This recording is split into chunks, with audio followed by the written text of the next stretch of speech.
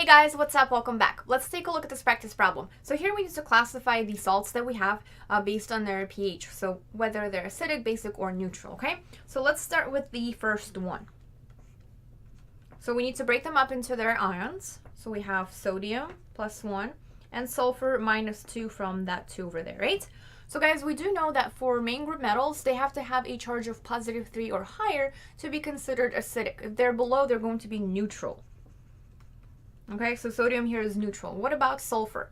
So if we add an H plus to it, this 2 will come down over there, right? So we're going to have H2S.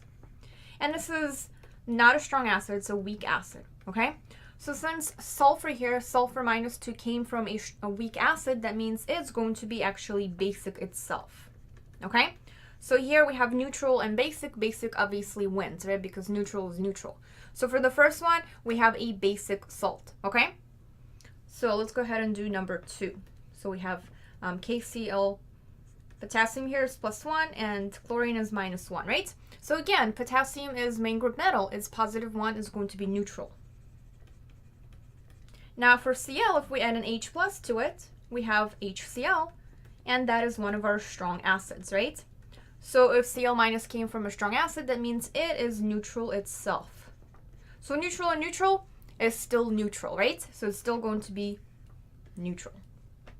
All right, next one we have lithium +1, and then we have ClO4-, okay? So again, lithium is going to be neutral because it has a +1 charge. And then ClO4, if we add an H to that, we're going to have HClO4. So guys, this is an oxyacid. And here we have actually 3 more oxygens than we have hydrogens. So it's going to be considered a strong acid, right? So if we have a strong acid, that means that is actually going to be neutral, right? So again, neutral and neutral, we're still going to have a neutral salt, right? Next one. So we did that one. Now we're moving on to this one. So this is going to break up into NH4 +1. That's ammonium, right? And then we're going to have again ClO4-. Guys, we already said that ClO4- is going to be neutral, right? We already figured that out.